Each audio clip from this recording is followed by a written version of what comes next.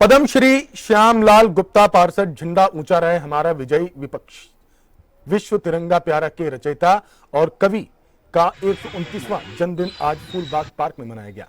बता दें, जन्मदिन के अवसर पर पार्षद जी के परिवार के सभी लोग शामिल हुए। विजयी विश्व तिरंगा प्यारा झंडा ऊंचा रहे हमारा नामक उक्त सुविख्यात झंडा गीत को 1938 के कांग्रेस अधिवेशन में स्वीकार किया गया था।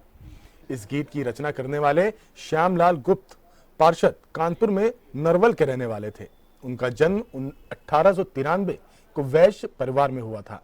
गरीबी में भी उन्होंने उच्च शिक्षा हासिल की थी। उनमें देशभक्ति का अटूट जज्बा था, जिसे वह प्राय अपनी ओजस्वी राष्ट्रीय कविताओं में व्यक्त करते थे।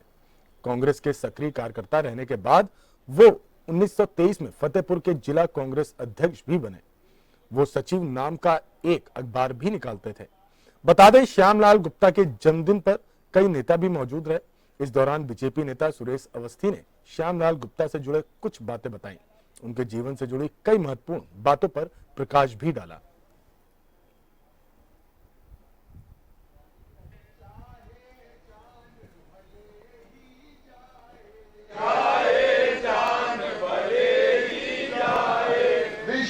विनय करके दिखलाए, विश्व विजय करके दिखलाए, तब होवे प्रण पूर्ण हम। आज पद्मश्री श्यामलाल गुप्ता पार्षद जी की 129वीं जन्म जयंती फूलबाग वाटिका में मनाई जा रही है। हम सब लोग सौभाग्यशाली हैं। झंडा ऊंचा रहे हमारा विजय विश्व तिरंगा प्यारा गीत के रचयिता और भारत के प्रथम राष्ट्र कवि के रूप में उनका कानपुर के जन्नलगंज से विशेष नाता रहा है। इस क्षेत्र के पार्षद होने के नाते ये क्रांतिकारियों की जन्मभूमि रही है।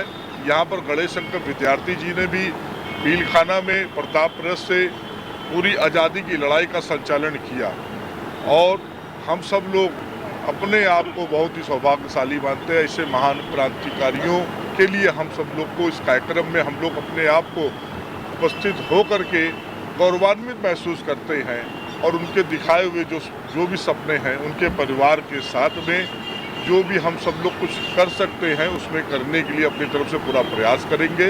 एक बार फिर से उनकी 129वीं जन्म जयंती की बहुत बहुत शुभकामनाएं।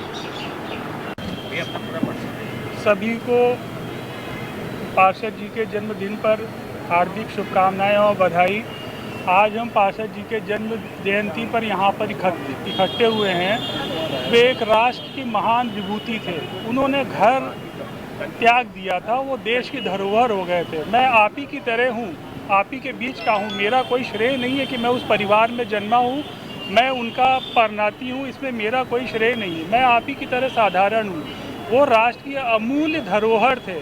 उन्होंने 1921 में जब तक कि आज़ादी नहीं मिलती देश की, तब तक कि जूते त्याग दिए।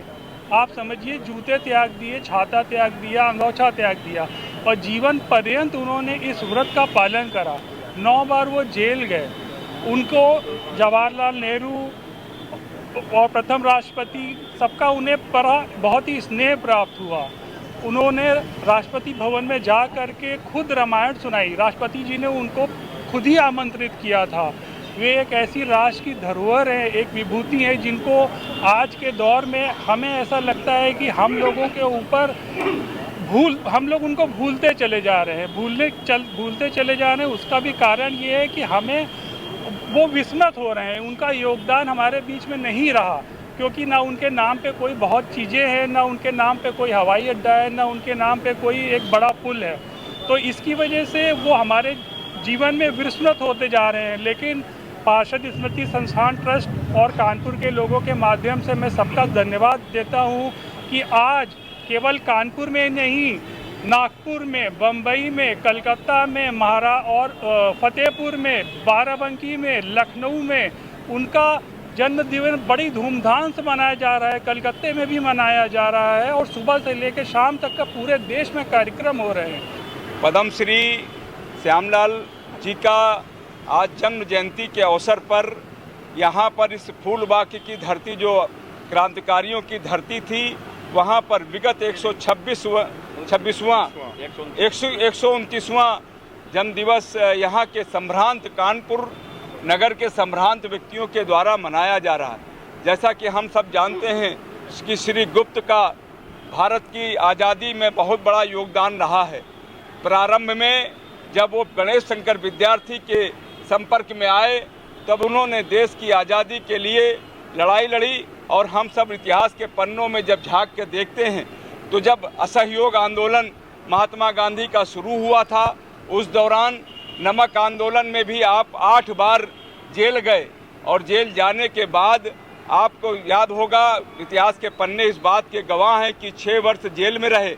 और जिस तरीके से उन्होंने देश की आज़ादी के लिए, और जब सबसे बड़ा कानपुर का गौरव तो जब होता है जब 1952 में देश का लाल किले के ऊपर 15 अगस्त को जब झंडा फहराया गया, तब उस समय अभी जो आपने विजयी विश्व तिरंगा प्यारा वाला जो गीत आपने सुना, वो पहली बार 1952 में लाल किला पर फहराया गया था। उस समय कानपुर की धरती का एक एक नौजवान, एक एक लाल को गौरव महसूस हुआ था।